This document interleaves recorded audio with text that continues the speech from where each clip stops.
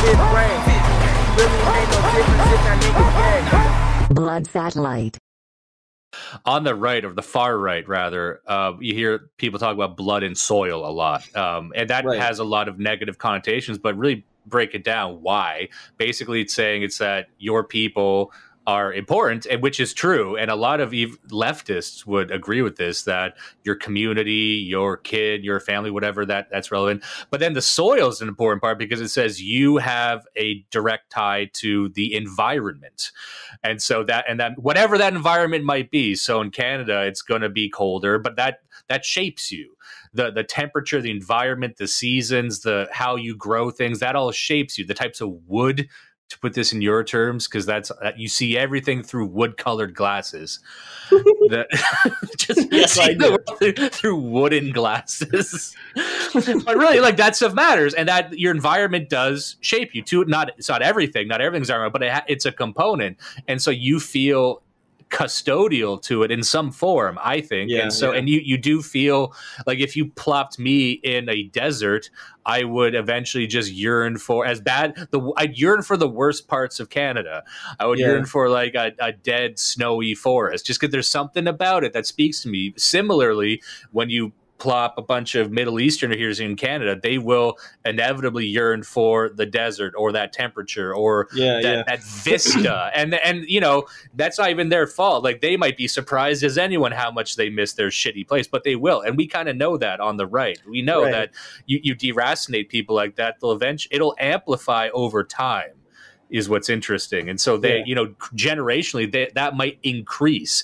You know, the first generation that moves might be the least likely to go back, but their kids and their kids' kids, they mythologize it. And we'll get to this later in the episode, but they really mythologize it. Anyway, the point being that on the right, broadly, I'll say, and when I say the right, I mean all the different iterations, there at least is an acknowledgement that the environment matters and that it's something that is connected to you and you should preserve it. And I think it's a different type of materialism, because they can add all kinds of spirituality to it if they want, but it's like, you know, there's leftist materialism where it's just based on money and class and power, but there's a different materialism on the right, which I think has more weight to it and has more positivity, which is that these ecosystems matter, and we might not have a full grasp of the ecosystem, but we know it's important, and maybe we can influence it to a point, but we realize that, you know, there comes a time where we just bulldoze it, and that's bad. For me as well, I think in terms of right-wing materialism, beyond just the ecosystem, which I do think is important, you can even talk about things like national animals and national fruits. I mean, you think about in Canada, right? Like, it's so important to us, maple syrup, or at least it's supposed to be. I'm just take that for what it is for a second. Imagine if climate change affected us to the extent that we could no longer export maple syrup. Like, I wouldn't be completely heartbroken over that, because it's not actually from our region where we grew up. But like, that would hurt. That'd be like Italy losing, I don't know, fucking grapes or olives or some shit. I don't know. That would hurt. And I think the other thing, just even in terms of land, to me, there's almost like a homesteading proprietary concept, but not from an individualist standpoint, but like from the standpoint, and I know for a lot of guys feel this way, but maybe don't view it from a libertarian perspective. But I mean, if my parents and grandparents and great-grandparents all came from colonial stock, obviously we don't have the lineage that a lot of Europeans do, but we went back hundreds of years within the region that I'm from. And there are places, there are railroads, and there are highways that weren't even built when my family was already farming that land. And I lived within kilometers of that when I was a kid, and I moved around that region, but we all lived in that region for hundreds of years. And now going back to it and hearing that, you know, it's full of foreigners and it's full of outsiders and that they're making decisions about it, that hurts me. Like, so it's kind of about, in a sense, even though it's not my land, it is. And I'm not talking about Canada. I don't want to name the town, but I'm talking about that town, and that's that dirty fucking town that a lot of outsiders hate. That's my fucking town, man. That's my family's town. And I think part of the reason that town's shit is because of fucking outsiders and foreigners. So, yeah, I think one of the biggest divides, or the gulfs rather, between the Aboriginals and, let's say, the Europeans is the complete inability of Aboriginals to believe that Europeans and colonists can have a connection to the land like them. Yeah. You see what I'm Bullshit. saying? So like they think that they've been there longer, so it's more pronounced or something. I'm like, no. So if you have a family, a white family, European family that's been here for 6, 7, 10 generations, like, yeah, they're natives. Like, you don't have a more of a claim. And so when Europeans, like your family's been there for 100 years, sees a bunch of new people show up, and they're more likely to throw trash everywhere and shit on the thing and cut down that tree because they got no connection to it. That's a visceral thing you feel. And the point is, it's not just, you're not a real Canadian, you don't belong in Canada, I'm a Canadian. It's not about that. Because the thing is, I don't like a lot of other Canadians from other, I mean, some provinces I'm okay with, but a lot of other provinces I don't fucking like. But I'm really just talking about like locally, literally within a 20-kilometer radius. You're not one of us. Go over to the next city, right? I don't know. Yeah, well, this is fine. Maybe I'll talk about this now, actually, because it's really, I to bring it up later would be too disjointed. But I was reading this book by a man named Pentti Linkola. I want to get his name right. It's not Pentti. That's so stupid. Tiny It's Linkola. Pentti. It's Pentti Linkola. I said it's Pentti. Pentti. That's worse. No. Pentti. I'm gonna say it wrong because he's not here. I bet they're gonna. I'm gonna say, well, how's it pronounced? Like, no. I got him here. Just a sec. Hold on. I got him here. Tiny Linkola. He's not tiny. He's old though. He's up. He's born in 1932 in Finland. He's Finnish. Damn. Finnish guy. But he's known pretty widely as, they call him an eco-fascist. But I wouldn't say that in too much of a political sense, because he seems apolitical on a lot of the ideals and values and principles that everyone else would have. But he's an environmentalist, one of the most well-known environmentalists. He's one of these guys who like, again, hates cities, hates all that stuff, but he goes a bit too far. Not too far. Let me correct that, because I'll start this by saying, if you're an environmentalist and you truly believe, let's say, Greta Thunberg, if you believe in Greta Thunberg and what she's doing, you need to be like this guy, because they say he's going too far. He's kind of extreme. He's an eco-fascist for what he advocates. But if you truly believe in climate change, if you believe in the negative effects of human industry and occupation on the environment, you have to realize that the solution to that must be extreme. So the fact that more people aren't like this guy makes me suspicious of the environmental movement. Yes. That's kind of what I want to start off at. So it's like, he's got a couple lines in this book. The book is called Can Life Prevail?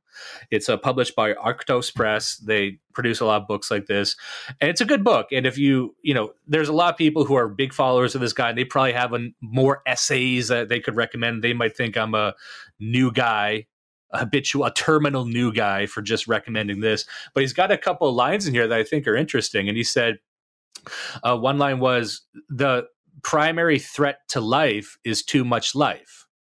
So his main thing was overpopulation.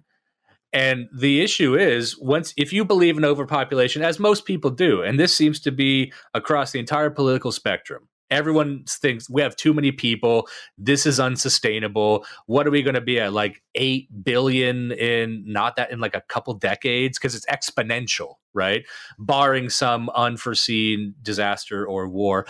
But even then, it's like, there's going to be more people. What are we going to do about it? Because we're going to reach a tipping point where we hit the peak of what our resources can manage, and just based on space. And he would say, depopulation, that's the answer. Now, the problem is when you start talking about depopulation, there's no good way to have that conversation. So we can say, without sounding like Bill Gates. Really, because that's what Bill Gates is doing. And in a way, Bill Gates is correct. And I don't like Bill Gates. I don't like the way he's going about it, but he's addressing a problem in the only way that a tech billionaire knows how, which is to be God.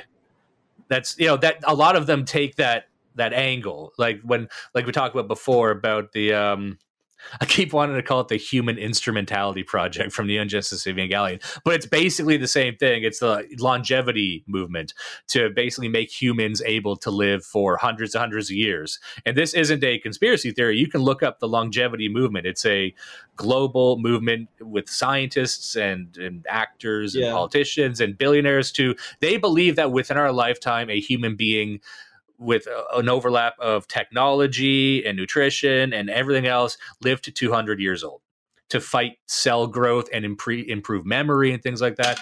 So like they are essentially doing that, but they're doing it like a tech billionaire would, which is I'm just going to use all my money and do it. And all these, they're so used to looking down on people because of user design and UX design that people are dumb. They need to be guided to do the right thing. And they need buttons in these specific places because they're dumb. They really believe that. So they're taking like a UX design mindset and applying it to what you might call biological warfare. But the point being that, you know, there are ways for the population to normalize, but it only normalizes in the West. Like I think population decline is a reasonable reaction to the baby boomers, which were an unprecedented population glut. The problem is, and Japan is like this, whenever people would talk about Japan and say, oh, do you realize their birth rate's so low? I'm like, maybe it's just normalizing.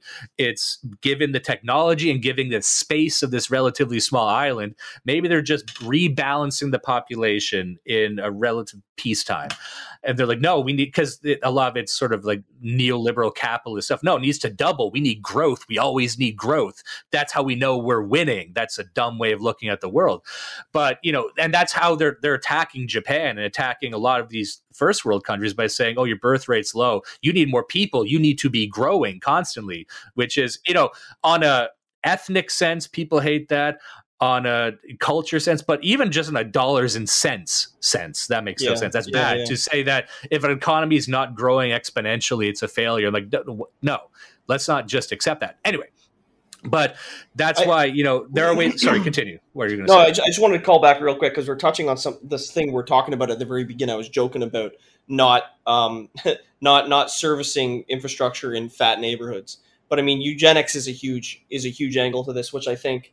The two sides of eugenics, obviously, like forced sterilizations, is pretty. It's the type of fascism I don't like, but the other end of it, just not subsidizing dysgenic behavior. I think if you like, if Bill Gates if somebody unlike Bill Gates, like Bill Gates and billionaires want to take a UX approach to dealing with this, but I mean us as people, we even if you're a conservative and you're working within a democracy and you're voting for somebody inevitably who is going to subsidize some form of dysgenic behavior because that's the nature of democracy, which is today in the world we live in, a majority, like, and I do mean more than half of all people in our cohort are dysgenic. And it's not that you should kill them, but you shouldn't be actively supporting people and you shouldn't be actively robbing and taxing your neighbor to support people with dysgenic lifestyles. So just quit supporting them, and at the very least, they won't have any more kids. And again, about Japan, this is Japan. I think, this is just a pretty shotgun theory, but I think that there is some component of what's going on in Japan which is related to the salaryman lifestyle being dysgenic. And I've been to Japan quite a few times. I've spent some time there. And I don't know how conscious they are of it, but they are miserable, awful insect-like people, and I don't think they want to live. I think on some fundamental level, a lot of Japanese men especially don't want to live. And I think that's a good thing because they probably shouldn't in the way that they're living. No, I'm being totally serious. The way that they live in their cities, it shouldn't exist. It's a horrible mockery of human life, the way that the Japanese live. And and if they depopulate slowly just through attrition, because they're not having kids, because they, you have these hikikomori who just live in their fucking bedrooms and never take wives. Like that's good in the long run. That's good for the planet and it's good for the human population. So, yeah, because it's interesting to look at these outside of a moral judgment. Because, Linkola, again, another one of his lines that I really liked was that solidarity based solely on your species is unnatural. So he says species solidarity is unnatural. That's the exact line from the book. So like looking at this from a sort of moral human perspective, like we're all humans, we're all in the same boat. He's like, that doesn't work. It doesn't even make sense. And there's no emotional weight to it. So as before, we're talking about the only way to conceptualize this is like regionally or even locally based on your environment, things like that. But then also look at these other societies as experiments. Like it's easy to look at Japan as sort of a caricature of Western life because we're not that dissimilar.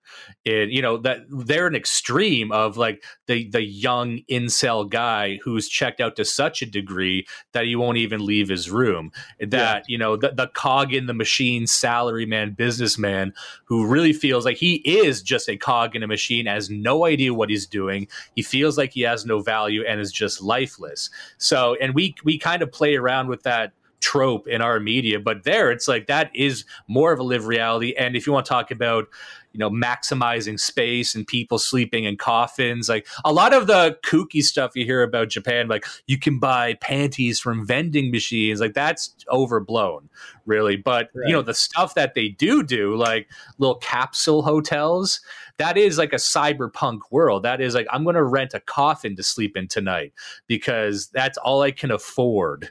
And you talk about in China, we have a clip about this, about people living in cages just because that's what they can afford. So Japan's an interesting case because in China, they do that just because they're poor. In Japan, you're rich and you're still living in a cage because that's all that's there. Yeah, that's the cyberpunk reality where you can't even really buy your way out of it much. The thing with Japan, it's interesting because a lot of people on the right still have a bit of a hard-on for Japan because they are a very rigid and regimented society. They have a monoculture. They have a single ethnicity. They're very hostile to outsiders.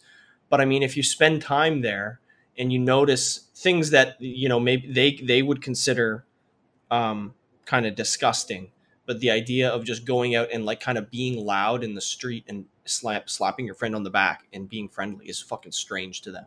Or there's no garbage cans really outside because nobody does anything in the street. It's weird because if you look at these Japanese streets, and Japanese streets are so interesting and beautiful, and there's all these different colors and lights going on, but that's for walking and looking. Don't you dare sit out there with your friend and have a cigar and eat a hot dog. Don't you fucking dare.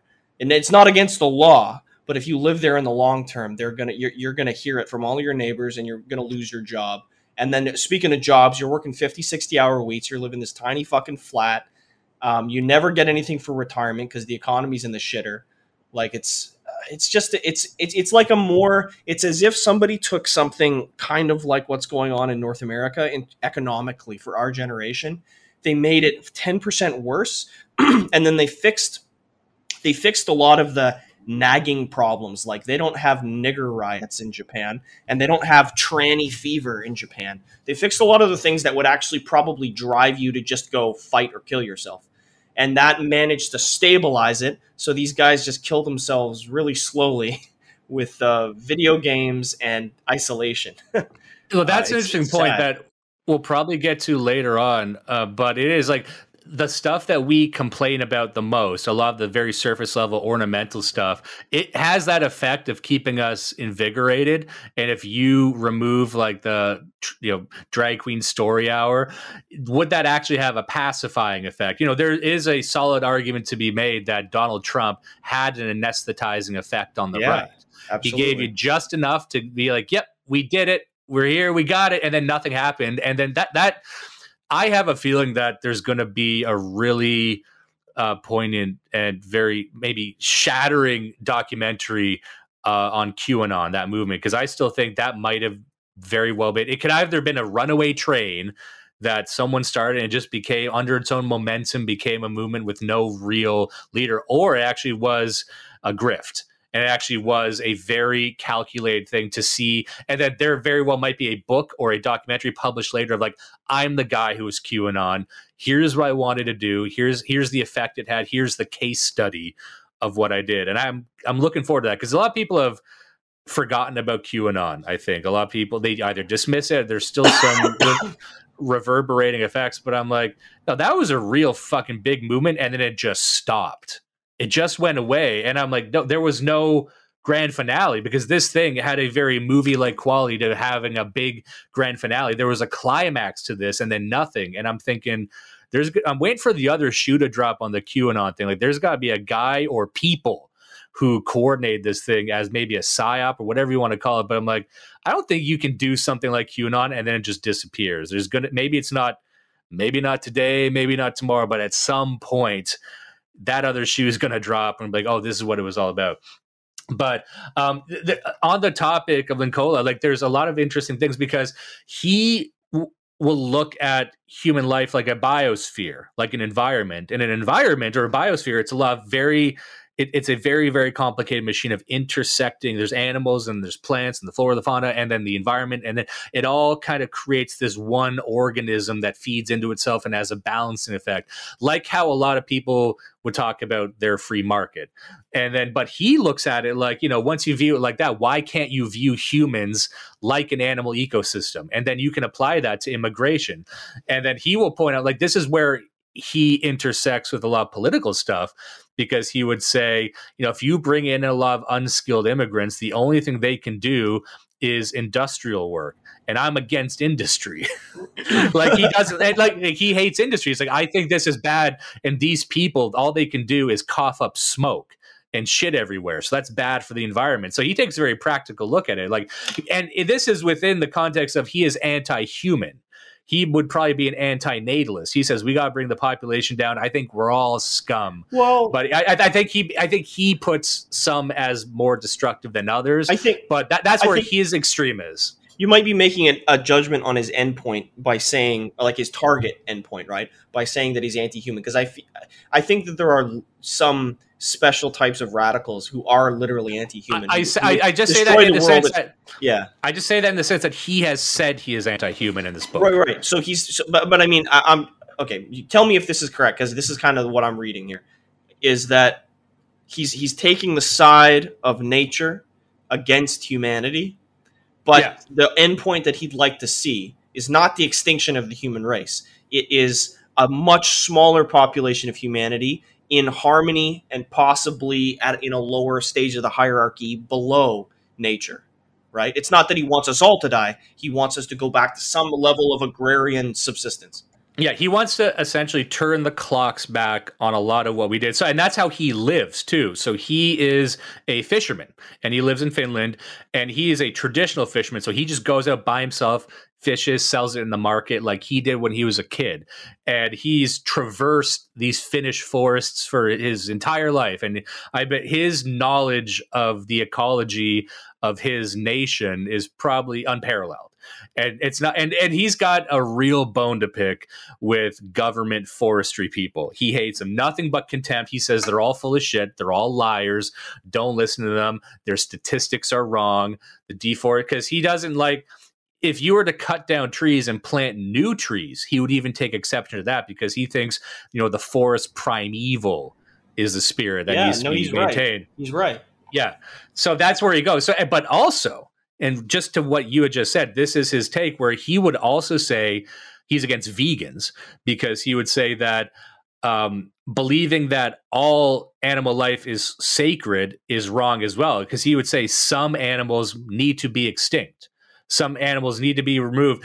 And that he would say that, there is the balancing act, and we are a part of the ecosystem. So we need to kind of cull ourselves, but we also need to have this relationship, because we do have power over nature, and we do have the ability to maintain it. We need to make these decisions, and that's why he's not a vegan. He's like, if we are omnivores, if we're so environmentalists that we don't want to do any harm whatsoever, he's like, well, that's bad.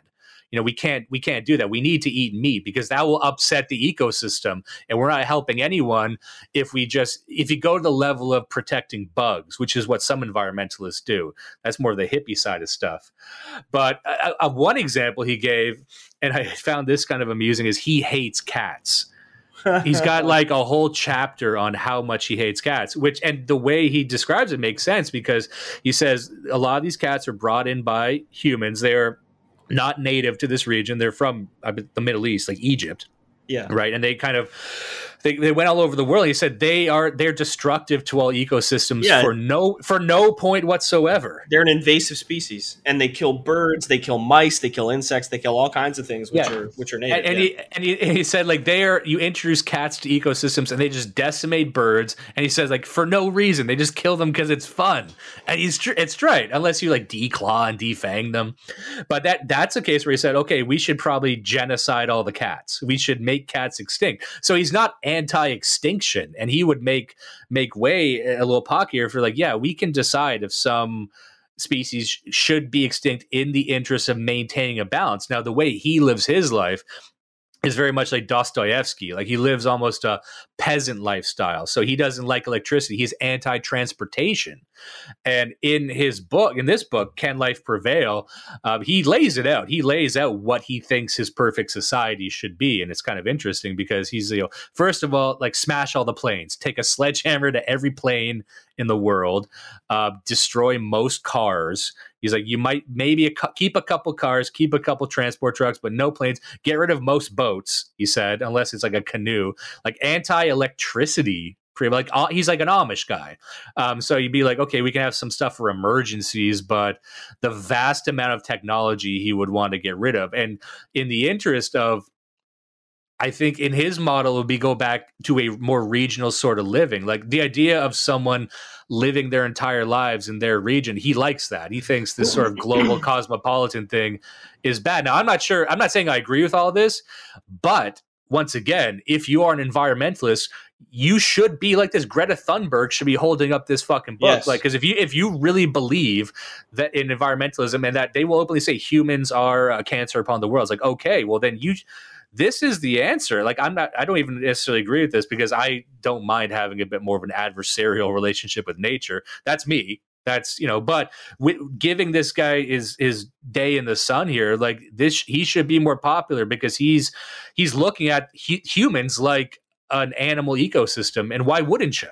Yeah. Why wouldn't you say like, okay, if we bring in we can look at a immigration crisis like an invasive species crisis, and believing that just having species solidarity, saying all humans are, is like, no, that doesn't make any sense. If you are on the side of science, you have to understand this stuff, it's the internally consistent way to view it. If you're going out public, I mean, it's funny calling on Greta, right? Because she's just a retarded kid. But calling on Greta and being like, Greta, if you believe that our future has been stolen by carbon dioxide, it's like, okay, so if you want to follow that chain, what you want is to depopulate Africa and China. That's what you really want. If you're being consistent, right? Now, I guess thinking in terms of consistency, I wanted to ask, because I haven't read it, but you've read it. Can you tell from what he's put there whether his aversion to electricity and technology generally is a response to his principles, or is that actually one of the principles? By which I mean, is he against technology on principle because it's anti-nature, or does he think that the way to achieve some kind of harmony with nature and to roll back the damage, the practical way to achieve that is to reduce technology's impact on the environment? I think it's both, because he's mentioned both at different times in the book, because he correctly identifies that, because people think electricity is magic. They think you just have an electricity plant. It pulls electricity from the ground. But no, to make electricity, you have to pull it from somewhere else. It might be burning things, destroying things. It might have hydroelectric dams or wind power, but most electricity to power electric cars would have to come from some other resource heavy process. So he would be against it in that sense, because he would say that, okay, all this electric stuff, it's a step in the right direction, but it's not there. He would also say that, having a deeper connection to the world and the environment would be beneficial to the environment. And because he said, not electricity, but technology in general has a runaway train effect, that, if we allow this, we get to where we are now, because he wants to just get rid of transportation entirely. Now, that's a good question, because if we could come to him with a thought experiment and say, let's say we had some technology that had no environmental impact whatsoever. Let's say we had a magic plane or a magic carpet. Everyone had magic carpets. Would you be against globalization? Or people just magically teleporting wherever they want? I think he might do that, because I think I think, and that's where you might get into the fascist thing, where he would say that certain people have connections to certain environments, and that would be overall destabilizing to the ecosystem, because he will use the word destabilizing, and that could, so his whole thing is about balance. So above all else, he's about, like you had mentioned, balance between people and nature. So anything that destabilizes that balance, I believe he would be against. So that's why that would cross over into politics. But I also do think there's something to the anti-technology, because it's resource depriving of resources and stuff. Yeah, I think with a lot of, it depends on what technology. I think if you say electricity broadly, it's kind of hard to justify it on principle. But certain things, like if you wanted to say social media and the internet, or if you wanted to say like certain types of automation, like there's the concept of, I forget the phrase, but like the idea that labor or work having its own like honor in it, right? There's a fucking classic adage for that, and I can't remember what it is. But if you know what I mean by that, that you as a person, from a spiritual standpoint, gain by doing things the long way, by doing things the old way, and you grow. And after a year of doing it the old way, you're a better man, measurably from the outside, than somebody who has allowed a machine or a laborer to do it for you while you fucked off and went on Telegram. I don't know. Yeah. Okay. Hold on here. One of the worst features of the new hunting regulations was the effort to increase the protection of the cat. Sadly, some change in the wrong direction took place. The attempt to distinguish between the wild and domestic cat is crazy. No doubt there are a handful of cats living in apartment houses and which are taken outside on a leash. Conservationists have nothing to say about them. All other cats, however, with some rare exceptions, are top-notch predators. Let me see. The cat can actually be seen as the extension of the hunter. Trying to see where he really goes in on cats. I want a whole. I want to just like there's a whole chapter on cats. I want to plug in there a bit, because I am a cat owner, but my cats are indoor cats, and I never really understood people who have outdoor cats. It doesn't make sense to me to have an outdoor cat. But I think the approach that I would be taking, again as a lulbert, is not that the government should be granting licenses to people to shoot other people's cats, but that people should be responsible for the negative externalities induced by their fucking cats. So likewise, if you have a cat that shits on my lawn, I'm going to shoot at your cat on principle. And I might also tape your cat's carcass to your door. And I think that as a community, if the neighbor's cat is killing the birds, we should all get together and hunt the neighbor's cat for sport. I think that's a proprietarian way to deal with it, which is to say, you, the owner of this cat, I can't hunt that cat normally because that cat is your property. It's your chattel. But if your chattel interferes with the rest of our property, then yeah, I'm going to hunt it. And if you try to stop me, I'm going to fucking hunt you too. So yeah, here's a part from the book where he talks about himself as a deep ecologist. So he would be in rejection of many of the other ecologists because Deepak ecologist. just an Indian ecologist. We must shit in it.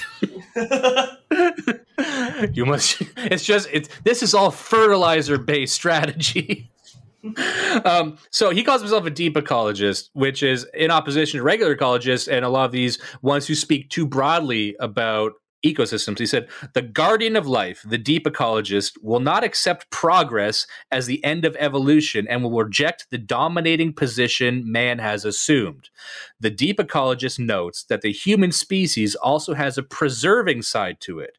Qualities of humility and abstinence. These qualities manifest themselves in some populations through customs, ways of life, ideas, and worldviews. So you kind of see here is introducing the idea that not all human systems have these preserving qualities, right? The protector of life will try to strengthen them so that the progress leading to utter devastation might stop or at least slow down. The best example for the inclusion of sustaining elements within the human species is the deep ecologist himself.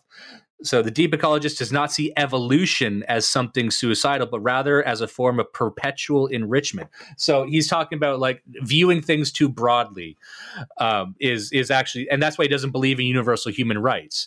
In fact, he says here, Individual rights can't exist once you view humans in macro terms. This is from him. So this is kind of where he crosses in the political. As a complex ecosystem, like we can't just be one complex ecosystem with the same rules everywhere. This is why animal rights accomplish nothing. They reflect the problems of human rights. I thought that was an interesting take. Like these are parallel systems where if we dismiss and kind of scoff at animal rights and PETA and their grandiose, emotionally driven spectacles, like that is pretty much what the liberals are doing. Correct. When they talk about human rights. So it's funny, try and break them out of that. Yeah. So you make fun of PETA because PETA tries to block hunters, and you watch a hunter kill a deer or a trap a fox, and you don't have a problem with that. Now, if that hunter came into your living room and he shot your fucking dog or your parakeet, you'd be furious, or you'd probably cry. Your kids would have a fit. Why is that? Is that fair? Is that right? Now, PETA thinks that that's inconsistent. But when Linkola realizes it actually is consistent, and it applies to humans as well. There are people that you shouldn't care about, and there are people that you should care about, and usually you're supposed to care about the ones that are in your house. So and he's got ideas for how to structure society, like I said, in regards to technology, but his plans are what you might call eugenicist, where he wants to reduce the freedom of procreation, but then also improve the quality of procreation. And he actually takes a pretty collectivist view in the book, so where he actually wants to outlaw. He's pro good fucks. Yes, he's pro Chad. He's pro Chad and Stacy. But he's opposed to competition. He said, we teach kids to compete where we should teach them to, coordinate and use teamwork more. So that's where some people might deviate based on their views on competition, but he's trying to make people into members of an ecosystem, whatever that ecosystem may be. So his bias is towards Finland. So a lot of what he talks about is strictly Finnish. It's strictly in his environment. He's got really nothing to say about the Middle East or South America or anything, but because he's an expert on Finland, that's what's interesting. So you probably might not be able to take his way and apply it to Africa, but still. And his goal is complete balance, like I say. And this is where I might deviate from this, because a lot of this people would agree with. They would agree with the general thrust of it. But when he talks about what's his ideal, what is the actual model for what he wants to do? And this is where a lot of people get tripped up. Like we talked about Francis Yockey when we were talking about Imperium. Like, okay, you say we need an Imperium. Sure. Now, what does that look like? Walk me through that in detail. What does that look like? How is it structured? Don't just say it's like Rome. Give me the details about it. And that's where people trip up. But for Linkola, like he does, to his credit, get into like what he actually wants. So he wants complete balance. He wants the most biodiversity possible. That's one metric he has. So a good ecosystem to him would have the most biodiversity in keeping that balance. Now, I might say, I on a case-by-case basis, is the most diversity possible really the ideal?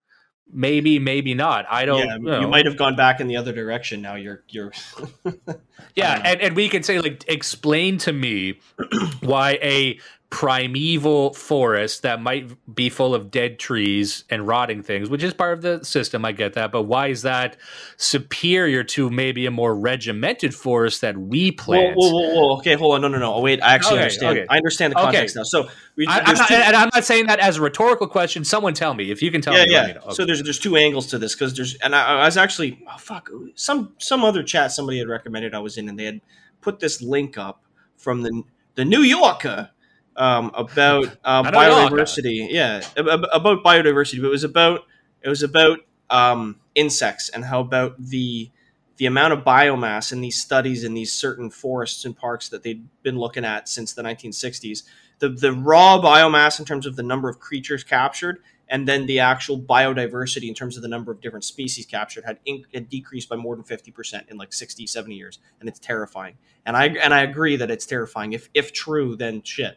But so there's the two parts to it. There's that kind of loss of biodiversity where you have maybe, so as an example, you have 100 species and they fill a complex hierarchy. And if you break down the biodiversity and the amount of life to the point where links in that hierarchy, in that chain, break down, and suddenly the environment can no longer process You know, it can't, if you don't have enough fungi to break down dead leaves, and that builds up and that destroys the habitat for another creature, and you just get a cascade collapse, a failure, right? That is an issue of biodiversity. On the other end of it, you have an issue of diversity where, not an issue, but you have the concept of diversity where you already have it within the hierarchy. You might have 20 different niches within a given role, and the only difference between the niches is how far up a certain pine tree they are, and you can afford to lose some of them and it's not really going to do anything. I think that the point that I'm saying is there's kind of a min-max thing here you'd have to examine.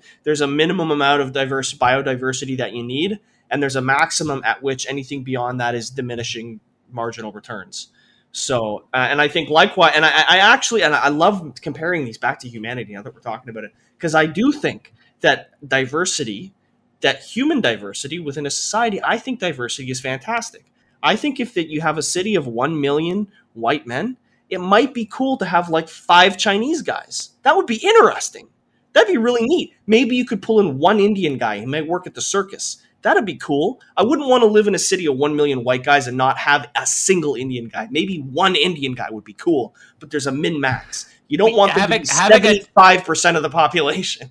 Yeah, right? Having a town Indian, I think, could help. Yeah, that's exactly the town. No, right, the town. Well, we were talking about this a few pods ago, that when I was a kid, we lived in a white town, but there was an Iranian guy, and he ran that corner store, and he was my favorite guy, and it's a great store, and I love that, and I'm happy that guy was there. He was not the Iranian, he was the Arab. Prior to leaving that town to move to the city, I had never before or after I had never met another Arab. He was the one Arab guy that I knew, and he was a cool guy.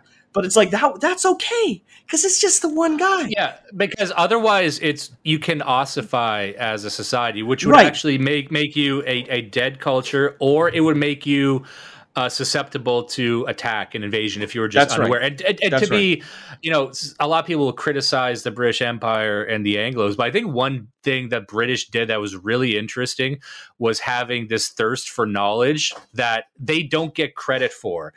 One example I give, it's like, it wasn't a bunch of Egyptians who really went into those pyramids and took an interest in it. Like the entire area of Egyptology, of paleontology, a lot of these sciences were guys like, I'm going to go in the jungle, I'm an explorer, and I'm going to find it just because it's there, and that actually helped the world. And to this day, if you ask an Egyptian, they'll talk like they're fucking thieves and robbers. It's actually our thing. It's like, no, well, Britain, they had this idea for a thing called a zoo. We're kind of talking about a zoo here. Like, we're going to take a part of the city and we're going to bring in a bunch of shit you've never seen before. Have you seen a tiger? Look at an elephant, a giraffe from another continent. And that's, you know, it's in a carefully managed area, but that inspires the imagination. Just being aware and seeing, like, you know, it's fine to have a city with a Chinatown. We had that forever. It's fine. And it doesn't even, yeah. And bringing zoos back around to environmentalism, and I know a lot of people don't. There's a lot of zoos that are badly managed, cough, cough, China, but a lot of Western zoos are now the sources of new populations for species that are in threat, right? Like you have you fucking red pandas or whatever that they're breeding up and then re-releasing them into the wild because the Chinese keep fucking eating them, making purses out of them. So like, and if it weren't for those zoos, that this shit would be lost. And botany I think is another huge one.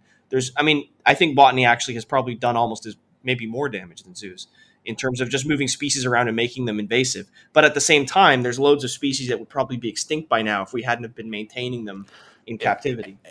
And there's a lot of things that Britain did right. Britain's a very good case study for what we're talking about in terms of even just an ecosystem where there was an interest in the world and learning its history and learning other cultures in a very managed way. And we can point to the time where this went overboard, where they said, you know, they gave India its freedom and said, okay, you're all British subjects. All the Indians come over here because, hey, we're all part of the same British Empire. Then that's what happened. But, you know, as long as you kept it at arm's length, so when people would say, oh my God, this is where it leads to. I'm like, no, you could have kept it at arm's distance. We can point to a couple instances of legislation that really kicked this overboard, but it was possible to have maintained diversity and quench that thirst for knowledge that might actually make your culture better. Like trade, that's what trade is. Trade is like, no matter what perfect country, a perfect balance, you need to have a port city. You need to have a city where you got ships coming in bringing tea.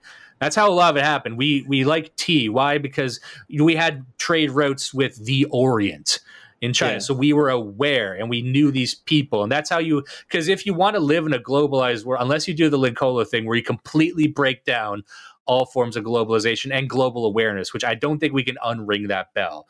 What we need to do is set up firmer walls and firmer restrictions and take more of an active role in managing our ecosystems. However, living in darkness of everyone else, I don't think is the way to do it. Like, you still need to have some kind of communication with other cultures just to survive. So just to prove, you know what I mean? Just not making everyone strangers isn't the way to do it.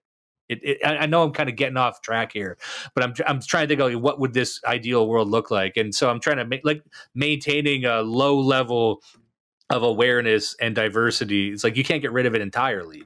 Yeah, because well, there are cultures who just die because of that. That is, in essence, a lot of these Aboriginal cultures, and we can debate up and down about what the leading causes of a dead culture are. But in a lot of ways, it's like it's a way to stress test your culture too. Like, it's a way to make sure your culture's strong by holding it up against another one, because otherwise it'll just weaken, and then the first pinprick, the whole thing just explodes. And you thought you were strong, you were just segmented. Before I lose this thought, using Finland as an example, and I don't want to go on a total tangent, but I know a lot of the guys in the chat hate video games, but there's this game called Unreal World, which is like it's an old school top down RPG that's based on the Finnish wilderness, and you make log cabins and fish, and that's the whole thing. And it's made by a guy who lives in a log cabin in Finland. It's great. Anyways, he's got a log computer, and he's got a log. It's made by Linkola, I'm pretty sure.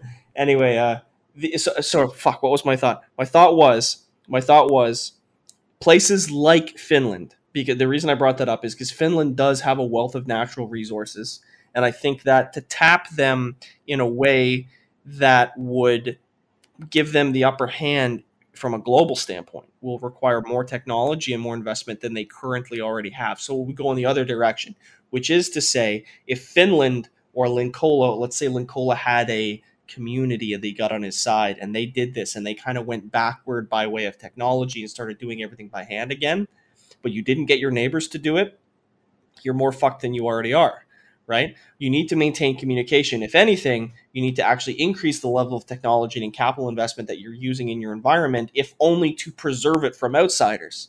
Now, you mentioned the forestry department and how they're liars and they're all full of shit. That's one of your big issues. You are out there fishing in waters that your government lays claim to, that you have to follow their laws. And likewise with the woods, you're out there trapping and cutting from your coppice, and the government is telling you that you have to do it in a certain way. That's one of your actual issues. The second issue is that there are people in your community, like we said at the beginning, that aren't pulling their weight and probably need to die or fuck off to somewhere else where they can die quietly. But the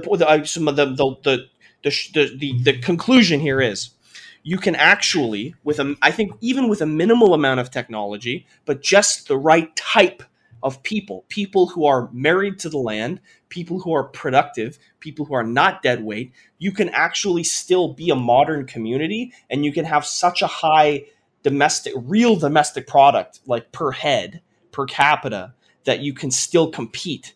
Maybe not in a global way, but in a regional way. You don't have to, this doesn't have to be a resignation to going back to the fucking Bronze Age, right?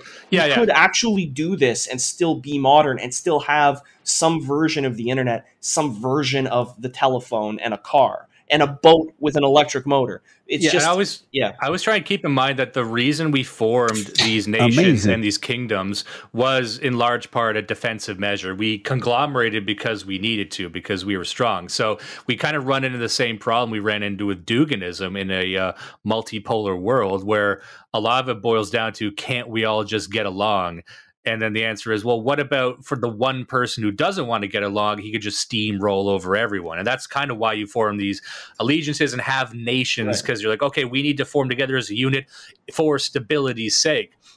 And that's why, you know, like you said, like, do we need to really just knock down the pillars of everything? Because we'll run into the same problem that had us forming nations and kingdoms and all this stuff to begin with. Yeah. And another thing you mentioned is, like, I do think I completely agree that we can do a lot of this stuff within the paradigms we have now. Like we've mentioned before, how I think we ought to reestablish the peasantry, not as like a lower serf class, but we need to have a successful nation, to have a successful large region that can maintain its, let's say, its defensive and cultural purposes. You still need people who are connected to the land, and you still need people maintaining those folk ways, and they need people like Linkola who are living in the forest and reporting back. Yeah. And that they that's where your blood and soil comes from. And you need to have a port city, you need to have a port area that will probably be a degenerate city that will just be segmented, where there's trade and there's stuff, but this is how cities used to be. The idea that Canada is now, it's like, why can't all of Canada be one giant port city? Yeah. And so I'm not saying that, but I'm saying, like, you will always have to have a fucking New York. What was New York? It was a port city, because you need tea coming in and shit. I want to temper it. I want to temper it a bit. I want to say a port city. It's not so much that a port city, the objective of it is to be degenerate, but a port city is like a doormat. It's the first thing that's the person's foot hits when they come and go, which means that you got to wash it all the time. So it's going to have the tendency to become degenerate, and you should be constantly actively fighting to prevent it to becoming degenerate, with the knowledge that you will never win, but you have to keep fighting. Right. So and in Canada, like you said, Canada went the other way. We were like, oh, if Toronto's going to always be degenerate along with Vancouver and Nova Scotia, maybe we just leave it that way. In fact, maybe we make that the rule. Maybe we apply it everywhere else. Maybe we just have 4 capitals, and all those 4 capitals are wretched. but then you raised another point, that this is something I was toying around with in my head, because I like the idea of balance. I like the idea of ecological preservation, but I was also thinking that perhaps the advancement of technology, rather than being a Luddite about it and trying to destroy technology, could technology get us to the other side, where with the advancements in technology, we can do more things with less space, more efficiently, and with less environmental costs. So right now, I think we're experiencing, more than ever before, a movement of, let's be honest, primarily white guys who are trying to figure out a way to get back to rural areas and get back to this small town living.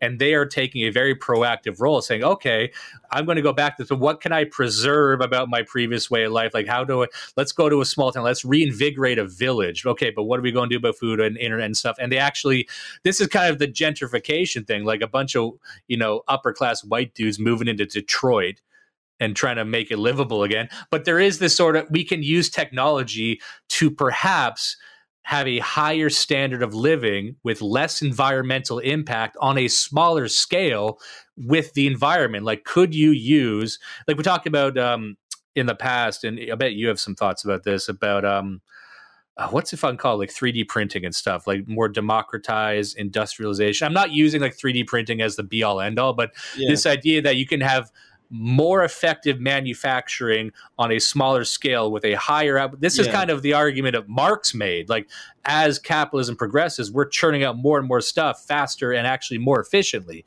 So I'm like, okay, can we actually, and we hate industry because we hate the big factory coughing up smoke. The answer is, okay, can we have industry with less environmental impact on a smaller, more regional scale, and more fair, less of a huge top-down conglomerate, more decentralized on maybe a cell sort of version. Same thing with internet, setting up your own server farm, setting up your own towers. Like, people can actually build this stuff, whereas a corporation had to before.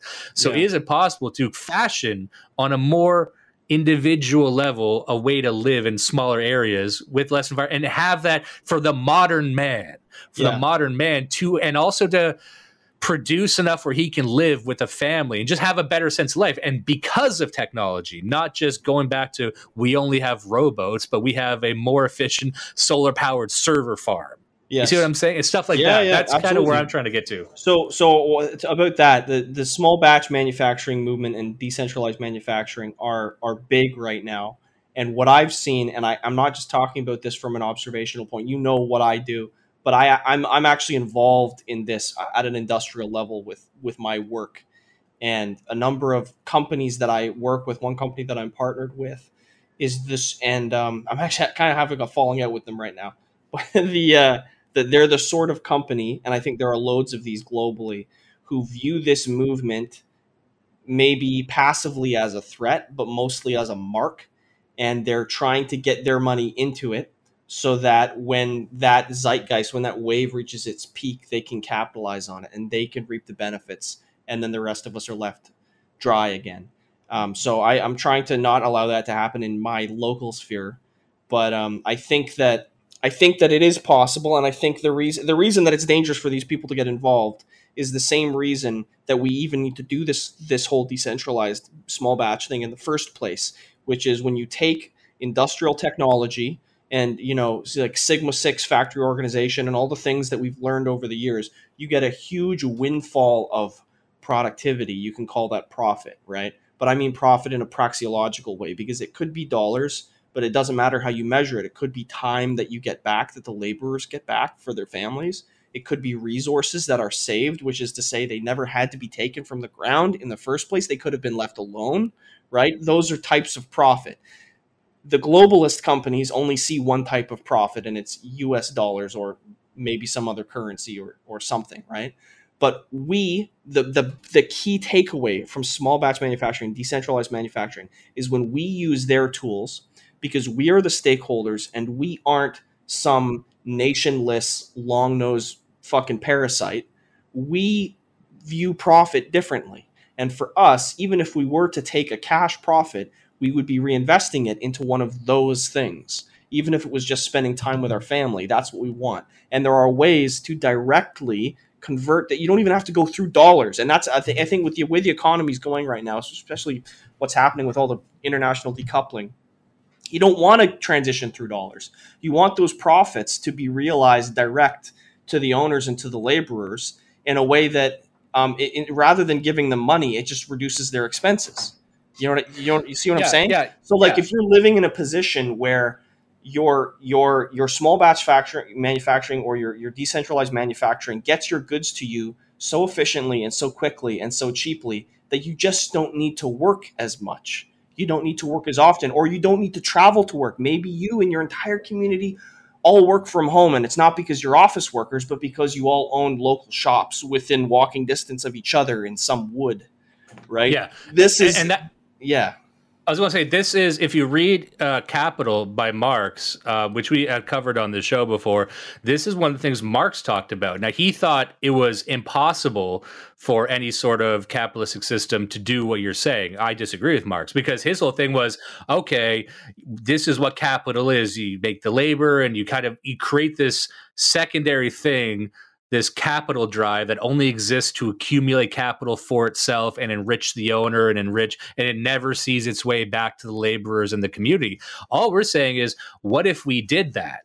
You could do that. We could, and it's not an inevitability that every private enterprise spins into this manipulative, evil thing. Marx and Engels could have seen this, but they were intentionally blind because they had a fucking axe to grind, right? But I mean, that doesn't always happen. There are situations today and in their time where the capitalist built this up and he did actually give it back to the community. But there are patterns to that. It's usually when the capitalist himself is already a member of that community. When he built that capital out of the community and he is still tied to the soil, right? The guy who's tied to the soil is going to take that money and he's going to build a fucking church. And that happens all the time. But you know when it doesn't happen? When it's some long-nosed parasite who goes to another nation and he does it there, right? Yeah. That's what, which is funny because Marx is one of those people. But anyway. Yeah. Well, and that's the whole idea. It's like, if you are, what Marx and Engels would say, it's like, okay, and they correctly said that we've become more efficient. We can produce more labor with these machines and technology, but that has not made us work less, which it should. It's like, well, you can. Like, it can. Like, I agree with that premise, but it's within our power. And I think, like you just said, that's not the nature of business and production, because they would say that. Like, this is just inevitable in all sorts of industry. I'm like, no, it's just when you're run by fucking, like you said, parasites and pieces of shit who don't care about people. But a lot of businesses were run this way. They were tethered directly to the ecosystem of their area. And this was actually an argument made by, what did we cover? I think it was in Revolt of the Elites by Christopher Lasch, but he mentioned that, the stratification of the labor force. Essentially, like you would have a factory, and that factory owner would have a visual overview of all the workers. So you actually had different IQ levels and different people in one place, and they were forced to kind of be with each other. But the more distance you put between the guy in charge and the actual labor, yeah, this stuff happens. However, there is the Henry Ford example where I want my workers happy. You have an investment in believing that I want my workers to be able to have a weekend with their family, because I fundamentally believe that the health of the family is important to the nation. Now, if you're a modern kind of neocon who has bought in the idea like it is my job to not care about the ecosystem, yes, sort of an Ayn Randian view, it's like, actually, the more I separate myself from these people, the more efficient I have, and they'll thank me later. I'm like, no, wait, you had it. Like enriching the people is good. You can be in charge, because people do need a leader. People do need a framework in which to operate. But caring about how they spend their time and saying like, oh, my employee just had a new daughter, I'm going to throw him a bit. I know that's got to be hard for him, so I'm going to be a bit more relaxed. And maybe if he's a bit tired, I'm not going to fire him for that. Little stuff where you treat them like people and you give a shit about them. That is within the realm of possibility, and that's a pretty easy course correction if you don't buy into this idea that I shouldn't care about the whole. And I think, just to circle back to the Linkola thing, like he's trying to take the entire biosphere or the ecosystem rather in view. And it's like, yeah, if you do that, this becomes obvious. But right now, if you're a neocon or you're a liberal, you are constantly in this disengaging, re-engaging limbo where you're switching between like these realities and you don't know which one to sell on. So you're always in a state of flux. If you're a liberal, you're always in a state of flux because your belief system doesn't actually map on the world. So you kind of have to take 5 different realities and kind of juggle them at once. But in this one, it's like, yeah, you obviously, like, there's certain things that are accurate. It's within our possibility to fix them. Like it is within our possibility to use technology to have a better relationship with the environment. And we can use business, we can use production, all these things we've learned over 100 years about how to maximize efficiency. It's within our power not to rape people with that. And people do it. You don't do that. You're a good guy. You're not a fucking vicious capitalist. Thanks, buddy. In fact, you're bullied by your employees. I am regularly bullied by my employees. They would cut your throat. You're a walking example of why you need a iron fist capitalist, because these savages would devour you and your entire family. Actually, the system that I've worked out, we have a triumvirate now. I hired a project manager and a foreman, and they're both assholes, and I hired them out of the staff. They didn't have any experience in these roles, but they were the 2 guys that were cold hard asses that nobody else liked. And so I made these 2 guys, put them in those 2 roles. And it's working out really well. So I can still play nice guy, but I'm usually outnumbered 2-1, and then it's not really my problem anymore, is it? So yes, more, Mr. Nice Guy. Yes, more, please. Like now it's like you're so committed to it, you're just on the floor with them like, who's in charge of this fucking shit show? I just work here, man. Jesus. You've just joined the mob that was against you. Like some kind of like Will Ferrell comedy. It's like, whoa, what are we angry at? Yeah, fuck that guy. You're wearing a fake mustache over your existing mustache. You're Fu Manchu. It's like Undercover Boss, except everybody knows it's me, but I don't know that I'm me. Yeah. I wonder if that must happen on Undercover Boss. Like it really relies. Undercover Boss relies on the employees not knowing anything about their company, which kind of proves the point. Like the CEO walks in, like, who's this fat faggot? It's like, he's the guy whose photo is hanging on the wall. Like Dave Thomas walks into Wendy's. It's just a bunch of black teenagers that bully him. Look at this fat white bitch. Oh my god. Wendy's Undercover Boss would actually be fucking amazing. Just Dave Thomas going into like Georgia, going to fucking Cleveland to a Wendy's. Just trying in vain to tell his staff of all Hispanic women to actually do some work. I went into like really now we're just getting into straight up racism, but I do need to say like the moment a restaurant gets taken over by Indians, it just not even productivity falls, but the quality falls. Like you'll see them working really hard, but it's just done badly. Like I walked into a sandwich store that was, same thing happens every time. One Indian starts working there, then miraculously in a year, it's all Indians, right? Yeah. And then I walk in, and this is around dinner time, like 5, 6, and they're just out of bread. And they're frantic. They're going around. They're like, oh yes, we only have these 2 types of bread, like the multi-grain. They're out of white bread. They're out of all the other flavors. I was in Mr. Sub. Okay, you know where I was as a Mr. Sub. Clear. And I'm like, this is like a dinner rush. Like, how did you run out of bread? That's never happened before. That's like the main thing you need. And they're busy. I can tell they're hustling, they're running, they're frantic. I'm like, but that's the Indian thing where it's like, it's not that you're lazy. It's just when I put you in charge of a sandwich store, there's no bread somehow, which wouldn't even occur. That would be the number one thing just a white manager would do. But how do you let this happen?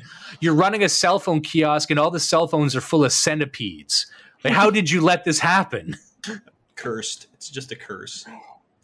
And that curse. And as the winds of time blow as sands through the hourglass, we end our talk of environmentalism with Indian cell phone kiosks. Yeah, we kind of jumped away there, but I like that. I liked our environmental talk. That was good. I like the ending environmental talk with you hacking up your fucking lungs. Yeah. Do not let the rapists win. Listen and love Blood Satellite.